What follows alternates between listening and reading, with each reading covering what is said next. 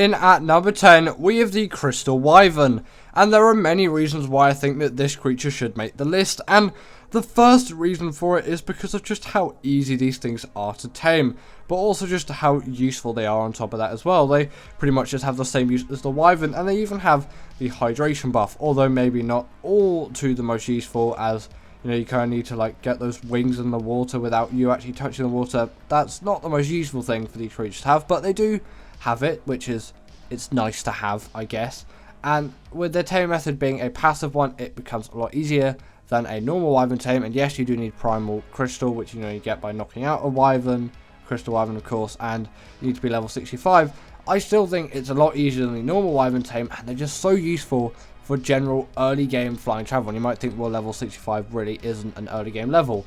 A very basic note run can get you there and even further pretty quickly within your first hour of arc, unless if you're playing official, that's probably not going to work out for you quite as well. But quite a lot of people these days aren't really playing official, so you know, a lot of people actually watching this channel do play single player, so it would definitely work for that, as everything's 2.5 times if you haven't fiddled with all of these settings. Anyway, so yeah, that's why the Crystal Wyvern is on the list. Next up, we've got the Mwing, and this really is a really great travel mount for me. Don't know why I needed so many reallys in there for me, but you know, either way, this is like the fastest travel mount out there, and it really does act as a good one. Again, the really is returning. More reallys, please, I guess. Either way, essentially this uses the gliding technique rather than the just general flying technique, which can be a little bit of a disadvantage, but still I really think it does play a just general huge part in my arc traveling, because gliders usually tend to have a faster speed, and the Mwing isn't all too bad on flatter terrain compared to a creature like the Rock Drake, which came earlier. It doesn't feel as ergonomic to control as the Mwing, and that might just be because I've spent less time with it, or it might just be that it actually can't really handle those flatter terrains quite as well. But also, the Mwing isn't just a gliding mount. This thing also really does pack a punch when it comes to breeding, as it acts as a portable feeding trough, and it can gather berries on top of that as well. The only slight downside is that animation is a little bit disturbing, but the fact you can get this thing saddle at level 19, it really is an absolute godsend to have this creature. Next up, we've got the Megalodon, and this may be a little bit of an unpopular opinion among many of you, but I actually really like this creature as an underwater tame. And yes, the Basilote is a really great one, and you could do that as well. And there actually is another creature which I use for underwater travel, which is much later on in the list, which I use over this thing, but actually just for general, like for doing the Moda and just for general underwater travel, I will use this creature. Like most of the time, you could say. Maybe I'd use the other creature, which I'm not going to spoil what it is, but just like mainly, I would say mainly for combat underwater, or if I'm maybe like transporting some stuff and I need to actually kind of pack more of a punch down in the underwater depths, I will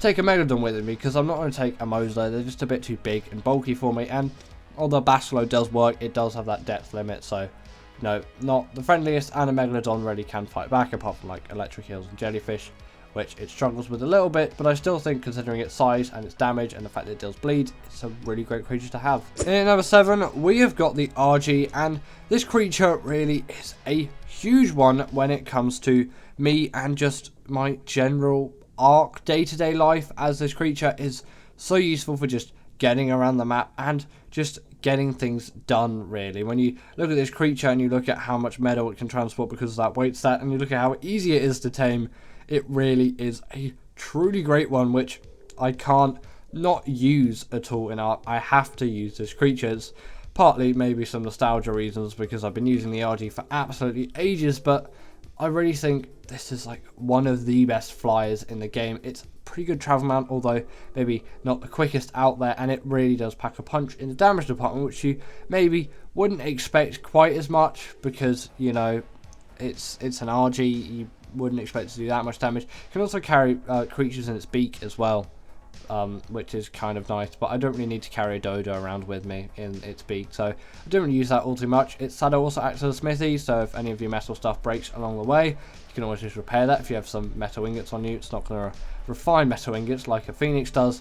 And also, when it kills something and then it eats that dead corpse, it will get a regen buff, which, you know, so it's a nice ability for it to have. Next up, we have got the Snowowl, and in my opinion, this just has a slight edge over the RG in quite a lot of factors, and maybe almost everything apart from the metal gathering and travel and the fact that it's got the regen buff and the smithy as a saddle. But the Snowowl has some more compelling features, you could say, which make this a better creature in my opinion, and one which I am more likely to go for. Obviously it's less accessible because it doesn't spawn on the island, but still I really do think this is a better creature for me and probably a lot of players out there. Namely, this creature is significantly faster than the RG, and it does have that gliding ability. You could kind of say it's more of a diving ability.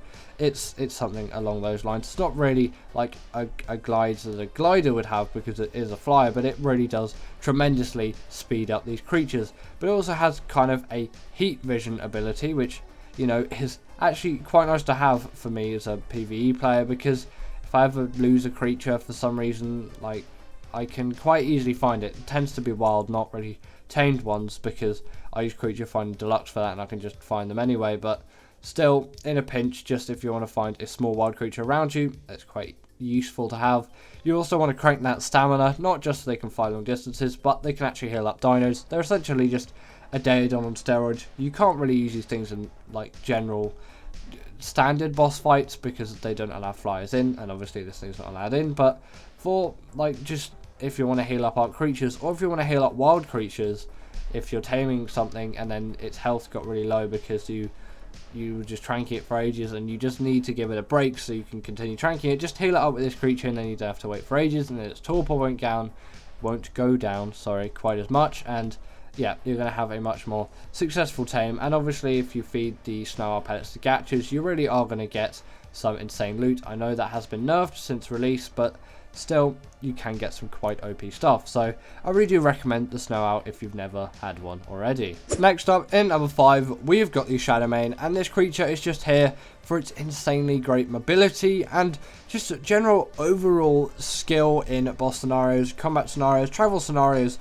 underwater scenarios, and just generally being a really great creature overall. Firstly, this thing does have really high mobility stats. Like it can zoom across the map and it can kind of jump really high. It's a little bit scary actually. You should always beware if you're on a flyer and there's a Shadowman, because it can just jump up and just absolutely decimate you. But also these things do have the pack buff, they can go invisible, and they have the hydration buff too, which again barely any creatures have, and it makes a lot more sense for this creature than like the Crystal Wyvern, because they're a land creature, so you can actually go underwater with these things, and they are actually really great in that scenario. The only real downside to these creatures is the tame method is pretty annoying, and there are a lot of things that can go wrong with it. But once you do have one, you really do have yourself an insanely great mount, which I think all of you out there should be taming as long as you have a map where this thing actually spawns on, as it truly is a terrific creature. Next up, we have got the Desmodus, and in my opinion, this thing just kind of had to be here for several reasons. Like, this thing can make Sanguine Elixir, which is absolutely OP, and also on top of that as well, this creature is just really mobile, and it can also pick players off mounts as well, which is quite OP for any given PvP scenarios. And on top of that, does have the gliding ability as well, which, you know, does play quite a big benefit to it. And although maybe its tame method can be a little bit annoying, this thing can farm blood bags as well. So once you've got one, the next one is going to be significantly easier than the next, but it kind of does go like that for quite a lot of tames out there. Once you have one, it makes it easier to do the next one, unless it's just a knockout tame, then it's pretty much the same each time, and then it just depends on what kind of resources you have at the time. But yeah, the Desmodus truly is a great creature, and considering it spawns on Fjorda, it's really accessible to pretty much all Arc players out there, apart from Switch and mobile players, although they do tend to make up a smaller minority of the general population of Arc players out there. This may be unpopular, but in number 3, I've got the Bionics, and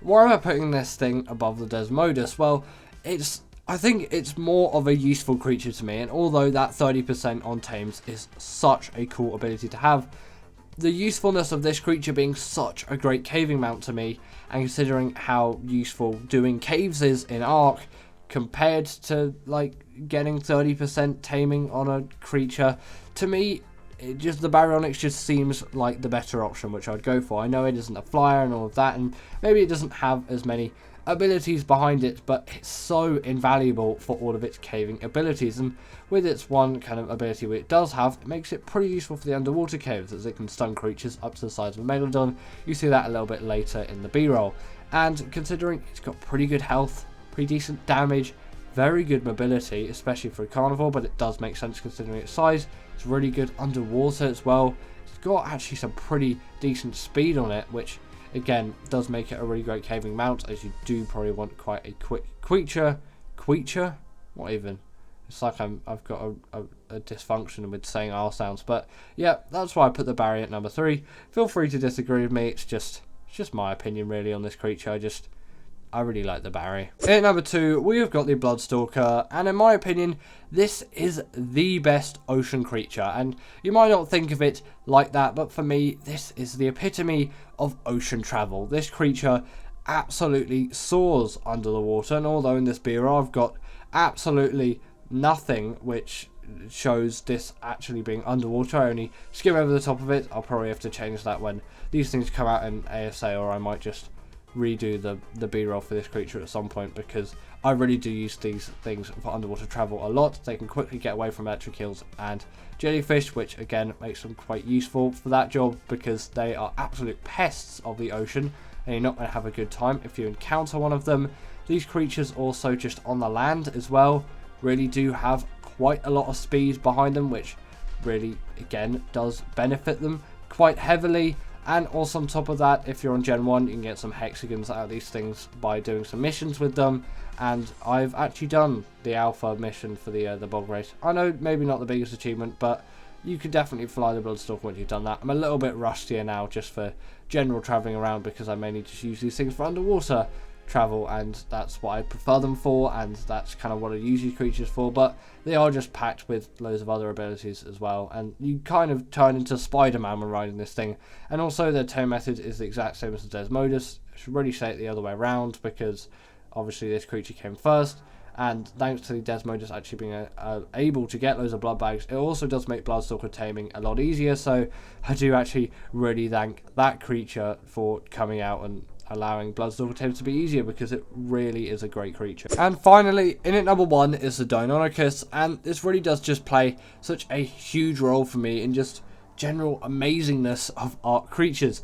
It really is a great boss creature, and it's really just great for general ability and just generally kind of everything in Ark apart from resource gathering, although you know you have some other creatures that you can use the Anki and all of that, but I tend to not spend a lot of time talking about resource gatherers in Ark. I kind of just don't really appreciate them as much, and I probably should, but this thing can do bleed damage to bosses, which is kind of an insane ability to have, which no other Ark creature has, and this thing, it really does bosses well. Like, you compare it to any other creature on the island which can go into the bosses, and it does so much better than them, and it can kill them so quickly, especially because it has the pack buff, so you can just absolutely decimate tons of creatures. And again, that high mobility really is going to play a huge role when it comes to actually killing those bosses, and also just avoiding those bosses as well, because having a high mobility, you know,